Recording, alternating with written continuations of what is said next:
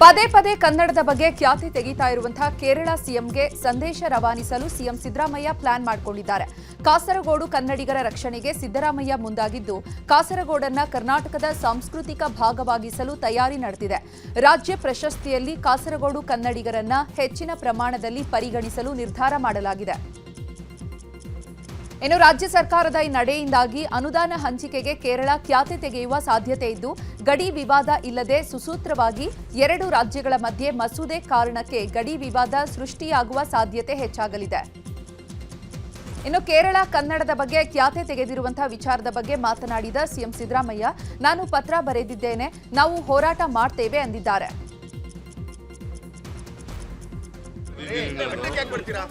ಹೋರಾಟ ಪ್ರಾರಂಭ ಮಾಡ್ತೀವಿ. ಕೇರಳದ್ದೇ ನಾನು ಹೇಳ್ತಾ ಇರೋದು. ಡೈಲಿ ನಿಯೋಗ ಏನಾದರೂ ಹೋಗುತ್ತಾ ಸರ್ ಕೇರಳ ವಿಚಾರಕ್ಕೆ? ನಾವು ಚರ್ಚೆ ಮಾಡ್ತೀವಿ. ಪತ್ರ ಬರೆದಿದ್ದೀನಿ ನಾನು. ಹೋರಾಟ ಪ್ರಾರಂಭ ಮಾಡ್ತೀವಿ. ಕೇರಳದ್ದೇ ನಾನು ಹೇಳ್ತಾ ಇರೋದು. ಡೈಲಿ ನಿಯೋಗ ಏನಾದರೂ ಹೋಗುತ್ತಾ ಸರ್ ಕೇರಳ ವಿಚಾರಕ್ಕೆ? ನಾವು ಚರ್ಚೆ ಮಾಡ್ತೀವಿ. ಕೇರಳದ ಮಲಯಾಳಿ ಮಸೂದೆ ಕುರಿತು ಚರ್ಚೆ ಆಗ್ತಾ ಇದೆ. ಯಾವುದೇ ಕಾರಣಕ್ಕೂ ಕೇರಳದ ರಾಜ್ಯಪಾಲರು ಮಸೂದೆಗೆ ಸಹಿ ಹಾಕುವುದಿಲ್ಲ. ನಾವು ಕಾನೂನು ಹೋರಾಟಕ್ಕೂ ಸಿದ್ಧ, ಮುಂದಿನ ಸಮರಕ್ಕೂ ಸಂಘರ್ಷಕ್ಕೂ ರೆಡಿ ಅಂತ ಕರ್ನಾಟಕ ಗಡಿ ಅಭಿವೃದ್ಧಿ ಪ್ರಾಧಿಕಾರದ ಅಧ್ಯಕ್ಷ ಸೋಮಣ್ಣ ಬೇವಿನ ಮರದ ಹೇಳಿದ್ದಾರೆ. ಕೇರಳ ಸರ್ಕಾರ ಕನ್ನಡದ ಮೇಲೆ, ಕನ್ನಡಿಗರ ಮೇಲೆ ಗದಾ ಪ್ರಹಾರ ಮಾಡ್ತಾ ಇದೆ. ಈ ಮಸೂದೆಯನ್ನ ಕೂಡಲೇ ವಾಪಸ್ ಪಡೆಯಬೇಕು ಅಂತ ಆಗ್ರಹಿಸಿದ್ದಾರೆ. ನೂರು ವಿಶ್ವಾಸದ ಗೌರವಾನ್ವಿತ ಕೇರಳದ ರಾಜ್ಯಪಾಲರು ಈ ಮಸೂದೆಗೆ ಸಹಿಯನ್ನ ಹಾಕುವುದಿಲ್ಲ. ಹಂಗೇನಾದರೂ ಆದರೆ ಕರ್ನಾಟಕ ಘನ ಸರ್ಕಾರ, ಗಡಿ ಪ್ರದೇಶ ಅಭಿವೃದ್ಧಿ ಪ್ರಾಧಿಕಾರ ಸಂಪೂರ್ಣವಾಗಿ ಕೇರಳ ರಾಜ್ಯದ ಕಾಸರಗೋಡಿನ ಕನ್ನಡಿಗರ ಜೊತೆಗೆ ಅಷ್ಟೇ ಅಲ್ಲ, ಇಡೀ ಆರೂ ರಾಜ್ಯಗಳ ಎಲ್ಲಾದರೂ ಕನ್ನಡಿಗರಿಗೆ ತೊಂದರೆ ಆದಾಗ ಕಾನೂನಾತ್ಮಕವಾಗಿ ಹೋರಾಟವನ್ನು ನಾವು ಮಾಡ್ತೇವೆ. ಅದರ ಜೊತೆಗೆ ಎಲ್ಲೆಲ್ಲಿ ಯಾವ್ಯಾವ ರೀತಿಯ ಒತ್ತಡವನ್ನು ಕೊಡಬೇಕು ಅದನ್ನೂ ಕೊಡ್ತೇವೆ. ಎಲ್ಲೆಲ್ಲಿ ನಮ್ಮ ಭಾಷಿಕರು ಇದ್ದಾರೋ ಅವರಿಗೆ ಭಾವನೆಗಳಿಗೆ ನೋವಾದಾಗ ಯಾವ್ಯಾವ ರೀತಿ ಎಂತೆಂಥ ವಿಭಾಗಗಳಿಂದ ಸಂಘರ್ಷಕ್ಕೆ ಇಳಿಬೇಕು ಮಲಯಾಳಂ ಭಾಷೆ ಬಿಲ್ 2025ಕ್ಕೆ ಕರ್ನಾಟಕದ ವಿರೋಧದ ವಿಚಾರದ ಬಗ್ಗೆ ಕೇರಳ ಸಿಎಂ ಪಿಣರಾಯಿ ವಿಜಯನ್ ಸ್ಪಷ್ಟೀಕರಣ ಕೊಟ್ಟಿದ್ದಾರೆ. ಈ ಮಸೂದೆ ಮೂಲಕ ಭಾಷಾ ಅಲ್ಪಸಂಖ್ಯಾತರ ಹಕ್ಕನ್ನ ಎತ್ತಿ ಹಿಡಿಯಲಾಗಿದೆ. ಯಾವ ಭಾಷಿಕರನ್ನು ಕೇರಳದಲ್ಲಿ ದಮನಿಸುವ ಮಾತಿಲ್ಲ. ಕೇರಳದಲ್ಲಿ ವ್ಯವಹಾರಕ್ಕಾಗಿ ಕನ್ನಡ, ತಮಿಳು ಸೇರಿದಂತೆ ಅವರ ಮಾತೃಭಾಷೆಯನ್ನೇ ಬಳಸಲು ಅವಕಾಶ ಇದೆ. ಯಾರ ಹಕ್ಕನ್ನು ಹತ್ತಿಕ್ಕುವಂತಹ ಕೆಲಸ ಮಾಡಲ್ಲ. ಕನ್ನಡ, ತಮಿಳು ವಿದ್ಯಾರ್ಥಿಗಳು ತಮ್ಮ ಮಾತೃಭಾಷೆಯನ್ನೇ ಶಾಲೆಯಲ್ಲಿ ಆದ್ಯ ಭಾಷೆಯಾಗಿ ಬಳಸಬಹುದು. ಸರ್ಕಾರದ ಎಲ್ಲ ಇಲಾಖೆಯ ಕೆಲಸಕ್ಕೂ ಕೂಡ ಕನ್ನಡಿಗರು, ತಮಿಳಿಗರು ಅವರದ್ದೇ ಭಾಷೆಯನ್ನು ಬಳಸಬಹುದು ಅಂತ ಎಕ್ಸ್ನಲ್ಲಿ ಸ್ಪಷ್ಟನೆ ನೀಡಿದ್ದಾರೆ. ಕಾಸರಗೋಡಿನಲ್ಲಿ ಮಲಯಾಳಂ ಹೇಳಿಕೆಯ ವಿಚಾರವಾಗಿ ಮಾತನಾಡಿದ ಗೃಹ ಸಚಿವ ಪರಮೇಶ್ವರ್, ಕನ್ನಡಕ್ಕೆ ತೊಂದರೆ ಆಗಬಾರದು. ಮಂಗಳೂರಿನಲ್ಲಿ ಇವತ್ತಿಗೂ ಬಹುತೇಕ ಜಾಗದಲ್ಲಿ ಮಲಯಾಳಂನಲ್ಲೇ ಮಾತನಾಡ್ತಾರೆ. ನಾವು ಕಾಸರಗೋಡಿಗೆ ಹೋದಾಗ ಕನ್ನಡದಲ್ಲೇ ಮಾತನಾಡ್ತೇವೆ. ಅಲ್ಲಿ ಹೆಚ್ಚು ಜನ ಕನ್ನಡ ಮಾತನಾಡೋರಿದ್ದಾರೆ. ಅವರಿಗೆ ಕನ್ನಡ ಭಾಷೆ ಮಾತನಾಡಲು ಉತ್ತೇಜನ ಕೊಡುವಂತಹ ಕೆಲಸವನ್ನ ಮಾಡಬೇಕು ಅಂತ ಹೇಳಿದ್ದಾರೆ. ಇನ್ನು ಇದೇ ವಿಚಾರವಾಗಿ ಡಿಕೆ ಸುರೇಶ್ ಕೂಡ ಪ್ರತಿಕ್ರಿಯಿಸಿದ್ದಾರೆ. ನಮ್ಮ ಒಪಿನಿಯನ್ ಪ್ರಶ್ನೆ ಅಲ್ಲ, ಇಲ್ಲಿ ಕನ್ನಡದ ಪ್ರಶ್ನೆ. ಅಲ್ಲಿ ಮಲಯಾಳಮನ್ನು ಕಲಿಸ್ಬೇಕು ಅಂತೇಳಿ ಅವರು ಅವರ ದೃಷ್ಟಿಯಿಂದ ಹೇಳ್ಕೊಂಡು ಮಾಡಿರ್ಬೋದು. ಆದರೆ ಕನ್ನಡಕ್ಕೆ ತೊಂದರೆ ಆಗದಾಗೆ ಮಾಡಬೇಕು. ಮಂಗಳೂರು ಕಡೆ ನೀವು ಹೋದರೆ ಭಾಳ ಜನ ವ್ಯವಹಾರ ಎಲ್ಲ ಟ್ರೇಡಿಂಗು, ವ್ಯವಹಾರ, ಬಿಸ್ನೆಸ್ಸು, ಎಜುಕೇಷನ್ನು ಎಲ್ಲ ಬರೀ ಮಂಗಳೂರಲ್ಲೇ ಆಗುತ್ತೆ. ಕಾಸರಗೋಡು ಕರ್ನಾಟಕದ ಒಂದು ಭಾಗ ಅಂತಕ್ಕಂಥದ್ದು ಮೊದಲಿಂದನೂ ಕೂಡ ನಮ್ಮ ಪ್ರತಿಪಾದನೆ. ಆದರೆ ಅಲ್ಲಿಗೆ ಕನ್ನಡಿಗರಿಗೆ ಯಾವುದೇ ರೀತಿಯ ಸಮಸ್ಯೆ ಆಗದಂತೆ ನೋಡ್ಕೊಳ್ಬೇಕಾಗಿರ್ತಕ್ಕಂಥದ್ದು ಕೂಡ ಆ ಸರ್ಕಾರದ ಕೆಲಸ. ಬಹುಶಃ ಇವತ್ತು ಏನು ಒತ್ತಡವನ್ನು ಹೇರುವಂಥ ಪ್ರಯತ್ನವನ್ನು ಮಾಡ್ತಾ ಇದ್ದಾರೆ. ಅದರಿಂದ ಗಡಿ ಭಾಗದಲ್ಲಿ ಉತ್ತಮವಾದಂಥ ವಾತಾವರಣ ಇರಲಿಕ್ಕೆ ಸಾಧ್ಯ ಆಗಿದೆ. ಕೇರಳದ ಶಾಲೆಗಳಲ್ಲಿ ಮಲಯಾಳಂ ಭಾಷೆ ಕಡ್ಡಾಯ ಮಸೂದೆಗೆ ಬಿಜೆಪಿ ವಿರೋಧಿಸಿದೆ. ಈ ಕುರಿತು ಮಾತನಾಡಿದ ವಿಜಯೇಂದ್ರ, ಕೇರಳದ ಕಮ್ಯುನಿಸ್ಟ್ ಸರ್ಕಾರ ಕನ್ನಡ ಶಾಲೆಗಳಲ್ಲಿ ಒತ್ತಾಯಪೂರ್ವಕವಾಗಿ ಮಲಯಾಳಂ ಭಾಷೆಯನ್ನು ಹೇರಲು ಹೊರಟಿರೋದು ಖಂಡನೀಯ. ಬಿಜೆಪಿ ಇದನ್ನು ತೀವ್ರವಾಗಿ ಖಂಡಿಸುತ್ತದೆ ಎಂದರು. ಕೇರಳದ ಕನ್ನಡ ಶಾಲೆಗಳನ್ನು ಉಳಿಸಲು ಸಿಎಂ ಕೇವಲ ಪತ್ರ ಬರೆದರೆ ಸಾಲದು, ಸರ್ಕಾರ ವೇಣುಗೋಪಾಲ್ ಅವರ ಕಿವಿ ಹಿಂಡಬೇಕು ಎಂದಿದ್ದಾರೆ. ಇನ್ನು ಇದೇ ವಿಚಾರವಾಗಿ ಆರ್ ಅಶೋಕ್, ಛಲವಾದಿ ನಾರಾಯಣಸ್ವಾಮಿ, ಮಾಜಿ ಸಚಿವ ಬಿಸಿ ಪಾಟೀಲ್ ಕೂಡ ಪ್ರತಿಕ್ರಿಯಿಸಿದ್ದಾರೆ. ನಮ್ಮ ಕನ್ನಡ ಶಾಲೆಗಳನ್ನು ಉಳಿಸುವಂತ ಕೆಲಸದಲ್ಲಿ ಕೇವಲ ನಿಮ್ಮ ಹೇಳಿಕೆ ಪತ್ರಗಳನ್ನು ಬರೆದ್ರೆ ಸಾಕಾಗೋದಿಲ್ಲ. ನಿಮ್ಮ ಕೆ.ಸಿ. ವೇಣುಗೋಪಾಲ್ ಅವರ ಕಿವಿಯನ್ನು ಹಿಂಡಿ ಯಾವುದೇ ರೀತಿ ಕನ್ನಡಿಗರಿಗೆ ಅನ್ಯಾಯ ಆಗಬಾರ್ದು. ಕೇರಳದಲ್ಲಿರುವಂತಹ ಕನ್ನಡ ಶಾಲೆಯನ್ನು ರಕ್ಷಣೆ ಮಾಡುವಂಥದ್ದಾಗಲಿ, ಕೇರಳದಲ್ಲಿರ್ತಕ್ಕಂಥ ಕನ್ನಡ ಶಾಲೆಗಳ ಮೇಲೆ ಮಲಯಾಳಂ ಭಾಷೆ ಹೇರುವಂಥದ್ರಲ್ಲಿ ಯಾವುದಕ್ಕೂ ಕೂಡ ಅವಕಾಶನ ಕೊಡಬಾರ್ದು. ಮೊನ್ನೆನೆ ಹೋಗಿದ್ರಲ್ಲಪ್ಪ, ಅಲ್ಲೇ ಅವ್ರ ಜೊತೆ ವೇದಿಕೆ ಮೇಲೆ ಕೈ ಕುಲ್ಕಿ ಪುಷ್ಪ ಕೊಟ್ಟು ಆಲಿಂಗನ ಎಲ್ಲ ಮಾಡಿದ್ರಲ್ಲ, ಅವಾಗ ಕೇಳ್ಬೇಕಾಯ್ತು. ಬರ್ಬೇಕಾದ್ರೆ ಪೂರ್ವ ತಯಾರಿ ಆಗಿರ್ತದೆ, ನೀವು ಒದ್ದಂಗ್ ಮಾಡ್ತೀನಿ, ನೀವು ಒದ್ದಂಗ್ ಮಾಡೋದು ಅಂತ ಅಷ್ಟೇ. ಇದು ಕೇರಳ ಸರ್ಕಾರ ಅವರ ಭಾಷೆಯನ್ನ ಕಡ್ಡಾಯ ಮಾಡಿಕೊಂಡ್ರೆ ನಮ್ಮದೇನಿಲ್ಲ ಖಂಡಿತವಾಗಿ ಇದನ್ನು ನಾವು ಖಂಡಿಸ್ತೇವೆ. ಯಾವುದೇ ಭಾಷಾ ದ್ವಂದ್ವ ನೀತಿಯನ್ನು ಅನುಸರಿಸಿದ್ದಲ್ಲ, ಸಂವಿಧಾನಿಕವಾಗಿ ಅದು ಕೇರಳ ಸರ್ಕಾರ ಮಾಡಿದ ತಪ್ಪು. ಹಿಂದೆಯೂ ಕೂಡ ಅವರು ಒಂದು ಸರಿ ತಂದಾಗ ಇದನ್ನು ಕೇಂದ್ರ ಸರ್ಕಾರ ಮತ್ತು ರಾಷ್ಟ್ರಪತಿಯವರು ಅದು ಮಸೂದೆಯನ್ನು ತಿರಸ್ಕಾರ ಮಾಡಿದ್ದಾರೆ. ಇವತ್ತು ಪುನಃ ಅದು ಚುನಾವಣೆಗೋಸ್ಕರ ಅವರು ನಾಟಕ ಆಡ್ತಾ ಇದ್ದಾರೆ ಕೇರಳದಲ್ಲಿ. ಇವತ್ತು ನಾಳೆ ಹೇಳ್ಬೋದು, ಈಗ ಸಿದ್ದರಾಮಯ್ಯನವರೇನೋ ಪತ್ರ ಬರೆದಂತೆ ಇವತ್ತು ನಾಳೆ ಕೆ.ಸಿ. ವೇಣುಗೋಪಾಲ್ ಬಿಡ್ರಿ ಬೇಡ ಯಾಕೆ ಅದು ಸುಮ್ಮನೆ ಅಂತ ಹೇಳಿದ್ರೆ ಸಿದ್ದರಾಮಯ್ಯನವರು ವಾಪಸ್ ತಗೋಬೋದು ಅದನ್ನು. ಕೇರಳದಲ್ಲಿರುವ ಕನ್ನಡ ಶಾಲೆಗಳಲ್ಲಿ ಮಲಯಾಳಿ ಹೇರಿಕೆ ವಿಚಾರದ ಬಗ್ಗೆ ರಾಮನಗರದಲ್ಲಿ ಮಾತನಾಡಿದ ವಾಟಾಳ್ ನಾಗರಾಜ್, ಜನವರಿ 12ಕ್ಕೆ ರಾಜಭವನ ಮುತ್ತಿಗೆ ಹಾಕ್ತೇವೆ, ಕಾಸರಗೋಡು ನಮ್ಮದು ಅಂತ ಒತ್ತಾಯಿಸುತ್ತೇವೆ. ಕನ್ನಡ ಶಾಲೆಗಳನ್ನು ಸರ್ಕಾರ ಉಳಿಸಬೇಕು. ಈ ಬಗ್ಗೆ ಸಿಎಂ ವಿಶೇಷ ಅಧಿವೇಶನ ಕರೆದು ಚರ್ಚೆ ಮಾಡಬೇಕು. ಬಿಜೆಪಿಯವರು ಇದರಲ್ಲೂ ರಾಜಕೀಯ ಮಾಡ್ತಿದ್ದಾರೆ. ಮೊದಲು ಅವರು ಹಿಂದಿ ಬಳಕೆ ಬಗ್ಗೆ ನಿಲುವು ತಿಳಿಸಲಿ, ನಾವು ಗಡಿಗಳಲ್ಲಿ ಹೋರಾಟ ಮಾಡ್ತೇವೆ ಅಂದಿದ್ದಾರೆ. ಇನ್ನು ಕೇರಳದ ಕನ್ನಡ ಶಾಲೆಗಳಲ್ಲಿ ಮಲಯಾಳಂ ಭಾಷೆ ಕಡ್ಡಾಯದ ವಿಚಾರಕ್ಕೆ ಸಂಬಂಧಪಟ್ಟಂತೆ ವಿಜಯಪುರದಲ್ಲಿ ಶಾಸಕ ಬಸನಗೌಡ ಪಾಟೀಲ್ ಯತ್ನಾಳ್ ಪ್ರತಿಕ್ರಿಯೆ ನೀಡಿದ್ದಾರೆ. ಕರ್ನಾಟಕ ಕೇರಳದ ಗಡಿ ಪ್ರದೇಶ, ಮಹಾರಾಷ್ಟ್ರ ಗಡಿ ಪ್ರದೇಶದ ಅನೇಕ ಗ್ರಾಮಗಳು ಕರ್ನಾಟಕಕ್ಕೆ ಸೇರಬೇಕಿದೆ. ಇಂಥದ್ರಲ್ಲಿ ಕನ್ನಡ ಶಾಲೆಗಳು ಬಂದ್ ಮಾಡೋದು, ಕನ್ನಡ ಬಿಟ್ಟು ಮಲಯಾಳಂ ಭಾಷೆ ಕಡ್ಡಾಯವಾಗಿ ತೆಗೆದುಕೊಳ್ಳಬೇಕು ಅನ್ನೋದು ವ್ಯವಸ್ಥೆಗೆ ವಿರುದ್ಧವಾದದ್ದು. ಗಡಿ ವಿವಾದ, ಭಾಷೆ ವಿವಾದದಿಂದ ಕಾನೂನು ಸುವ್ಯವಸ್ಥೆ ಹದಗೆಡಬಾರದು ಅಂತ ವಾಟಾಳ್ ಎಚ್ಚರಿಕೆ ನೀಡಿದ್ದಾರೆ. ಕನ್ನಡ ಶಾಲೆಗಳನ್ನು ಬಂದ್ ಮಾಡುವಂಥದ್ದು, ಕನ್ನಡವನ್ನು ಕಡ್ಡಾಯ ಇದ್ದಂಥ ತೆಗೆದು ಇಲ್ಲ ಕಡ್ಡಾಯ ಮಲಯಾಳಮನ್ನೇ ತಗೋಬೇಕನ್ನೋಂಥದ್ದು ನಮ್ಮ ಒಂದು ಏನು ಒಂದು ರಾಜಕೀಯ ಒಂದು ವ್ಯವಸ್ಥೆ ಇದೆ, ಅದರ ವಿರೋಧ ಆಗ್ತದೆ. ಕಾಸರಗೋಡು ಏನಿದೆಯಲ್ಲ ಅಲ್ಲಿ 100% ಕನ್ನಡ ಮಾತಾಡ್ತಾರೆ. ಅವರಿಗೆ ರಾಜಕೀಯ ಸುದ್ದಿಗಳನ್ನು ನೋಡೋಣ. ದೇವರಾಜ ಅರಸು ಅವರ ದಾಖಲೆಯನ್ನ ಸಿಎಂ ಮುರಿದ ವಿಚಾರವಾಗಿ ಮಾತನಾಡಿದ ಕೇಂದ್ರ ಸಚಿವ ಕುಮಾರಸ್ವಾಮಿ, ಸಿದ್ದರಾಮಯ್ಯ ಒಬ್ಬ ಲೀಸ್ ಬೇಸ್ಡ್ ಮುಖ್ಯಮಂತ್ರಿ. ಇದೇ ಸಿದ್ದರಾಮಯ್ಯ ದಾಖಲೆ ನಿರ್ಮಾಣ ಮಾಡಿದ್ದಾರಲ್ಲ, ಹೈಕಮಾಂಡ್ ಹೇಳುವವರೆಗೂ ಇರ್ತೇನೆ ಅಂದಿದ್ದಾರೆ ಅಲ್ವಾ, ಅವರು ರಾಜ್ಯದಲ್ಲಿ ಲೀಸ್ ಬೇಸ್ಡ್ ಮುಖ್ಯಮಂತ್ರಿ ಅಂತ ಟಾಂಗ್ ಕೊಟ್ಟಿದ್ದಾರೆ. ಇನ್ನು ಇದೇ ವಿಚಾರವಾಗಿ ವಿಪಕ್ಷ ನಾಯಕ ಆರ್ ಅಶೋಕ್ ಹಾಗೂ ಜಗದೀಶ್ ಶೆಟ್ಟರ್ ಪ್ರತಿಕ್ರಿಯಿಸಿದ್ದಾರೆ. ಈಗ ದಾಖಲೆ ನಿರ್ಮಾಣ ಮಾಡಿದಾರಲ್ವಾ, ನನ್ನ ಅಭಿಪ್ರಾಯದಲ್ಲಿ ಅವರು ಇರೋದು ಹೈಕಮಾಂಡ್ ಹೇಳೋವರೆಗೂ ಇರ್ತೀನಿ ಅಂತ ಎಷ್ಟೋ ಬಾರಿ ಹೇಳೋರಲ್ವಾ. ಬಹುಶಃ ಅವರು ಈ ರಾಜ್ಯದಲ್ಲಿ ಲೀಸ್ ದ ಬೇಸ್ನಲ್ಲಿ ಇದ್ದಾರೆ.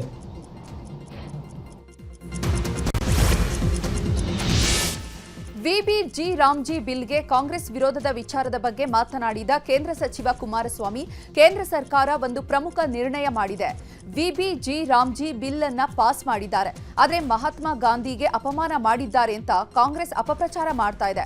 ಮಹಾತ್ಮ ಗಾಂಧೀಜಿ ಹೆಸರನ್ನ ಕಾಂಗ್ರೆಸ್ನವರು ಎಷ್ಟು ಯೋಜನೆಗಳಿಗೆ ಇಟ್ಟಿದ್ದಾರೆ. ಮುಂದಿನ 26ರಿಂದ ವಿಧಾನಸಭಾ ಕ್ಷೇತ್ರದಲ್ಲಿ ಪಾದಯಾತ್ರೆ ಮಾಡೋದಾಗಿ ಹೇಳಿದ್ದಾರೆ. ಈ ಯೋಜನೆ ಜನವಿರೋಧಿ ಅಂತ ಕಾಂಗ್ರೆಸ್ ಘೋಷಿಸಿಕೊಂಡಿದೆ ಅಂತ ಕಿಡಿಕಾರಿದ್ದಾರೆ.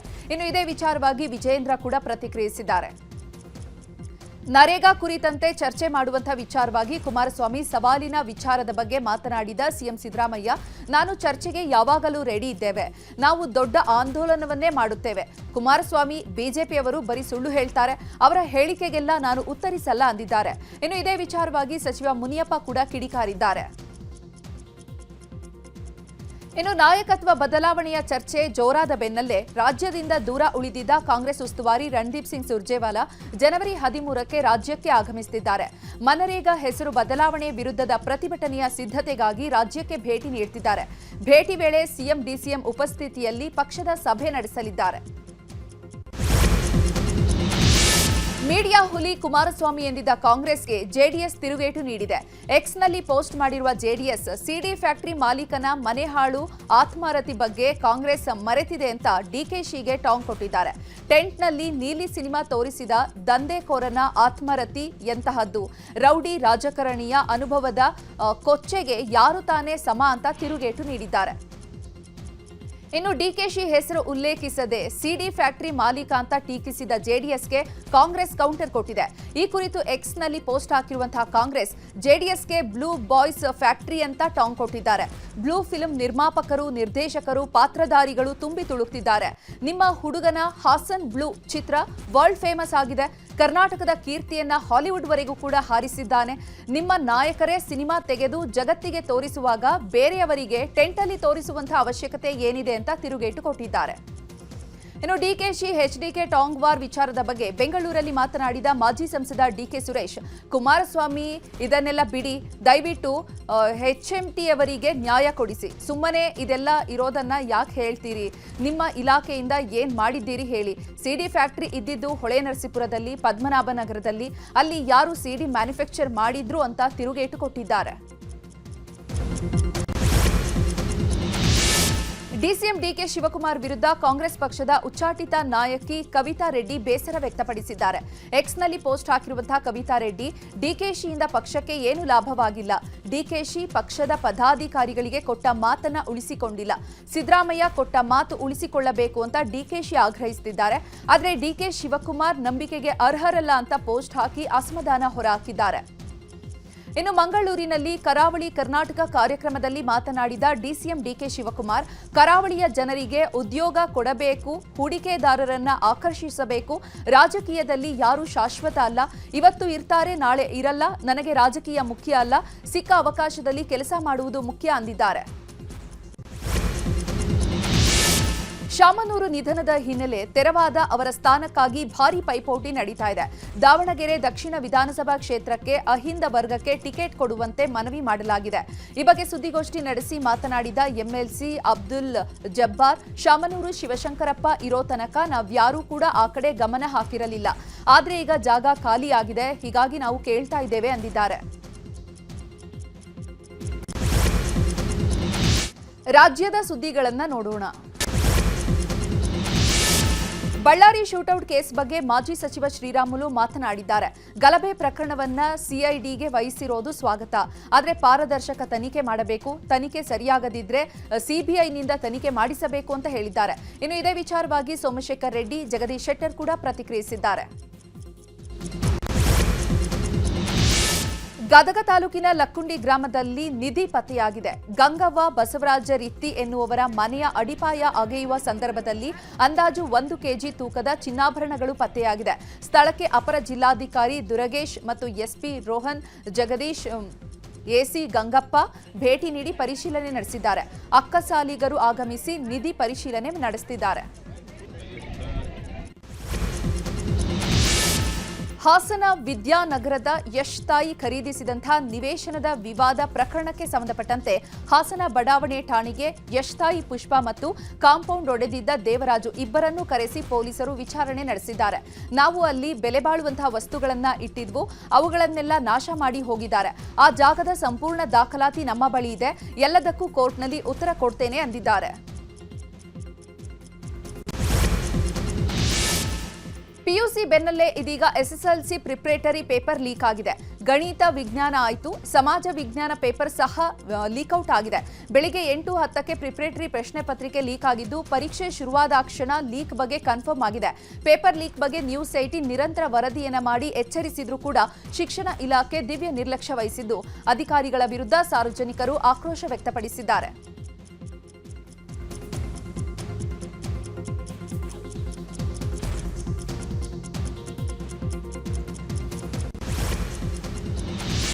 ಕ್ರೈಮ್ ಸುದ್ದಿಗಳನ್ನ ನೋಡೋಣ. ಚಿಕ್ಕಬಳ್ಳಾಪುರದ ಓಂಕಾರ ಜ್ಯೋತಿ ಆಶ್ರಮದ ಆಸ್ತಿಯನ್ನ ಕಬಳಿಸಲು ಸ್ವಾಮೀಜಿ ಯತ್ನಿಸ್ತಾ ಇರುವಂತಹ ಆರೋಪ ಕೇಳಿಬಂದಿದೆ. ಮರಿಯಪ್ಪ ಜಯಮ್ಮ ದಂಪತಿ ಕಳವಾರ ಗ್ರಾಮದ ಬಳಿ ಓಂಕಾರ ಜ್ಯೋತಿ ಹೆಸರಿನ ಆಶ್ರಮ ಸ್ಥಾಪಿಸಿದ್ರು. ಜಯಮ್ಮರ ಸೇವೆ ಮಾಡಲು ಬಂದಿದ್ದಂತಹ ಉಮಾಮಹೇಶ್ವರ ಸ್ವಾಮೀಜಿ ಆಶ್ರಮದ ಆಸ್ತಿಯನ್ನ ತಮ್ಮ ಹೆಸರಿಗೆ ಬರೆಸಿಕೊಂಡಿರುವ ಆರೋಪ ಕೇಳಿಬಂದಿದೆ. ಈ ಹಿನ್ನೆಲೆ ಸ್ವಾಮೀಜಿ ಮತ್ತು ಜಯಮ್ಮ ಸಂಬಂಧಿಕರ ಮಧ್ಯೆ ಗಲಾಟೆ ನಡೆದಿದ್ದು, ಚಿಕ್ಕಬಳ್ಳಾಪುರ ಗ್ರಾಮಾಂತರ ಪೊಲೀಸ್ ಠಾಣೆಗೆ ಭೇಟಿ ನೀಡಿ ಪರಿಶೀಲನೆ ನಡೆಸಿದ್ದಾರೆ.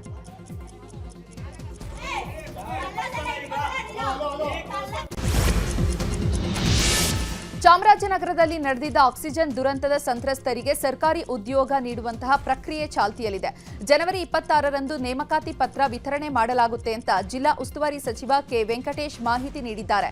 26 ಮಂದಿಗೆ ವಿದ್ಯಾರ್ಹತೆಗೆ ಅನುಗುಣವಾಗಿ ಸರ್ಕಾರಿ ಉದ್ಯೋಗ ನೀಡಲಾಗುತ್ತೆ ಮತ್ತು ವಿದ್ಯಾರ್ಹತೆ ಇಲ್ಲದ ಉಳಿದವರಿಗೆ ಮಾನವೀಯತೆ ಆಧಾರದ ಮೇಲೆ ಸೂಕ್ತ ಪರಿಹಾರ ನೀಡಲಾಗುತ್ತದೆ ಎಂದಿದ್ದಾರೆ. ಧಾರವಾಡದಲ್ಲಿ ವ್ಯಕ್ತಿಯೊಬ್ಬ ನಿಗೂಢವಾಗಿ ಸಾವನ್ನಪ್ಪಿರುವಂತಹ ಘಟನೆ ನಡೆದಿದೆ. ನಗರದ ಸಾಯಿ ದರ್ಶಿನಿ ಲೇಔಟ್ನಲ್ಲಿ ಈ ಘಟನೆ ನಡೆದಿದ್ದು, ನೇಪಾಳ ಮೂಲದ ಬಿಬೇಕ ಮೃತಪಟ್ಟಿರುವಂತಹ ವ್ಯಕ್ತಿಯಾಗಿದ್ದಾರೆ. ಟ್ರ್ಯಾಕ್ಟರ್ ಟ್ರೇಲರ್ ಪಲ್ಟಿಯಾಗಿ ತಾಯಿ ಸೇರಿ 2 ಮಕ್ಕಳು ಸ್ಥಳದಲ್ಲೇ ಮೃತಪಟ್ಟಿರುವಂತಹ ಘಟನೆ ಬಾಗಲಕೋಟೆಯ ಕಮತಗಿ ಬಳಿ ಹೆದ್ದಾರಿಯಲ್ಲಿ ನಡೆದಿದೆ. ಹುಬ್ಬಳ್ಳಿಯಲ್ಲಿ ನಡೆದ ಬಿಜೆಪಿ ಕಾರ್ಯಕರ್ತೆ ವಿವಸ್ತ್ರ ಪ್ರಕರಣಕ್ಕೆ ಸಂಬಂಧಪಟ್ಟಂತೆ ಹುಬ್ಬಳ್ಳಿಯ ಸರ್ಕ್ಯೂಟ್ ಹೌಸ್ನಲ್ಲಿ ಸಿಐಡಿ ತಂಡ ಬೀಡುಬಿಟ್ಟಿದೆ.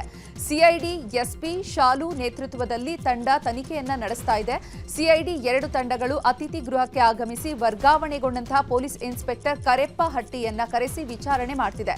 ಜೊತೆಗೆ ಪ್ರಕರಣಕ್ಕೆ ಸಂಬಂಧಪಟ್ಟಂತೆ ಕಡತಗಳ ಪರಿಶೀಲನೆ ನಡೆಸಲಾಗ್ತಾ ಇದೆ.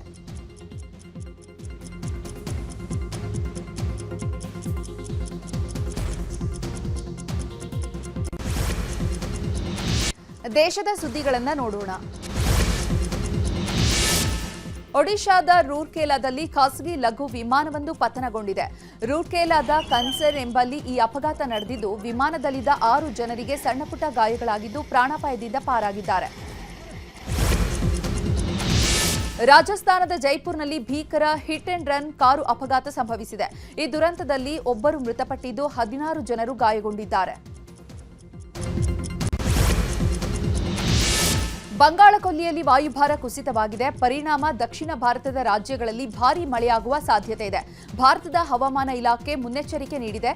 ತಮಿಳುನಾಡು ಮತ್ತು ಕೇರಳದಲ್ಲಿ ಇಂದು ನಾಳೆ ಭಾರೀ ಮಳೆಯಾಗುವಂತಹ ನಿರೀಕ್ಷೆ ಇದೆ. ಕರ್ನಾಟಕದ ಕೆಲವು ಭಾಗಗಳಲ್ಲಿ ಇಂದು ಗುಡುಗು ಸಹಿತ ಮಳೆಯಾಗುವ ಸಾಧ್ಯತೆ ಇದೆ. ಆಪರೇಷನ್ ಸಿಂಧೂರ್ನಿಂದಾಗಿ ಪಾಕಿಸ್ತಾನ ಸಂವಿಧಾನವನ್ನೇ ಬದಲಾಯಿಸಿಕೊಳ್ಳಬೇಕಾಯಿತು. ಹೀಗಂತ ಭಾರತದ ರಕ್ಷಣಾ ಮುಖ್ಯಸ್ಥರಾದ ಜನರಲ್ ಅನಿಲ್ ಚೌಹಾಣ್ ಟೀಕಿಸಿದ್ದಾರೆ. ಪಾಕಿಸ್ತಾನದಲ್ಲಿ ಮಾಡಲಾದ ಬದಲಾವಣೆಗಳು ಅನೇಕ ನ್ಯೂನ್ಯತೆಗಳನ್ನು ಆಪರೇಷನ್ ಸಿಂಧೂರ್ ಬಹಿರಂಗಪಡಿಸಿತು. ಆಪರೇಷನ್ ಸಿಂಧೂರ್ನಲ್ಲಿ ಭಾರತೀಯ ಸೇನೆ ಶೌರ್ಯಕ್ಕೆ ಪಾಕಿಸ್ತಾನ ಬೆಚ್ಚಿ ಬಿದ್ದಿದೆ ಎಂದಿದ್ದಾರೆ. ಐಪಿಎಲ್ನಿಂದ ಬಾಂಗ್ಲಾದೇಶದ ಆಟಗಾರರಿಗೆ ಗೇಟ್ ಪಾಸ್ ನೀಡಲಾಗಿದೆ. ಕೋಲ್ಕತಾ ನೈಟ್ ರೈಡರ್ಸ್ ತಂಡ ಮುಸ್ತಫಿಜುರ್ ರಹೀಂನನ್ನ ಖರೀದಿಸುತ್ತಿದ್ದಾದರೂ ಕೂಡ ಬಿಸಿಸಿಐ ನಿರ್ದೇಶನದಂತೆ ಅವರನ್ನ ಟೀಮ್ನಿಂದ ಕೈಬಿಡಲಾಗಿದೆ. ವಿದೇಶದ ಸುದ್ದಿಗಳನ್ನ ನೋಡೋಣ. ಭಾರತ ಪಾಕಿಸ್ತಾನ ಸಂಘರ್ಷವನ್ನ ನಾನೇ ಕೊನೆಗೊಳಿಸಿದ್ದು, ನನಗೆ ನೊಬೆಲ್ ಶಾಂತಿ ಪ್ರಶಸ್ತಿ ಬೇಕು ಅಂತ ಅಮೆರಿಕ ಅಧ್ಯಕ್ಷ ಡೊನಾಲ್ಡ್ ಟ್ರಂಪ್ ಆಗ್ರಹಿಸಿದ್ದಾರೆ. ಯುದ್ಧ ನಿಲ್ಲಿಸಿ 2 ದೇಶಗಳ ಮಧ್ಯೆ ಶಾಂತಿಗೆ ಕಾರಣನಾಗಿದ್ದೇನೆ ಅಂತ ಹೇಳಿದ್ದಾರೆ. ಇರಾನ್ನಲ್ಲಿ ಸುಪ್ರೀಂ ನಾಯಕ ಅಯತೊಲ್ಲಾ ಅಲಿ ಖಮೇನಿ ವಿರುದ್ಧ ಪ್ರತಿಭಟನೆ ನಡೀತಾ ಇದೆ. ಈ ಮಧ್ಯೆ ಟ್ರಂಪ್ ವಿರುದ್ಧ ಗರಂ ಆದಂತಹ ಖಮೇನಿ ಇಲ್ಲಿನ ಕೆಲವರು ಟ್ರಂಪ್ರನ್ನ ಮೆಚ್ಚಿಸಲು ದೇಶದ ವಿರುದ್ಧವೇ ಪ್ರತಿಭಟನೆ ಮಾಡ್ತಿದ್ದಾರೆ ಎಂದಿದ್ದಾರೆ.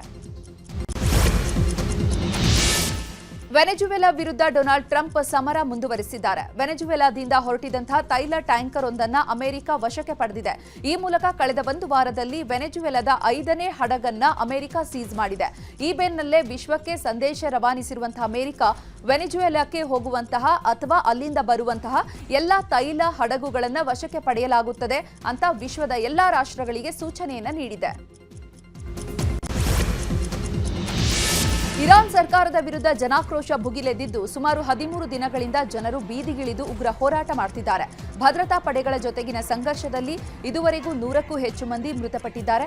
ರಾಜಧಾನಿ ಟೆಹರಾನ್ನಲ್ಲಿ ಬೃಹತ್ ಕಟ್ಟಡಗಳಿಗೆ ಮತ್ತು ವಾಹನಗಳಿಗೆ ಜನ ಬೆಂಕಿ ಹಚ್ಚಿ ಆಕ್ರೋಶ ವ್ಯಕ್ತಪಡಿಸುತ್ತಿದ್ದಾರೆ. ದೇಶದಾದ್ಯಂತ ಇಂಟರ್ನೆಟ್ ಸಂಪರ್ಕವನ್ನು ಕಡಿತಗೊಳಿಸಲಾಗಿದೆ. ಪ್ರತಿಭಟನಾಕಾರರ ಮೇಲೆ ಭದ್ರತಾ ಪಡೆಗಳು ಗುಂಡಿನ ದಾಳಿ ನಡೆಸಿದ್ದು ಪರಿಸ್ಥಿತಿ ಮತ್ತಷ್ಟು ಬಿಗಡಾಯಿಸಿದೆ.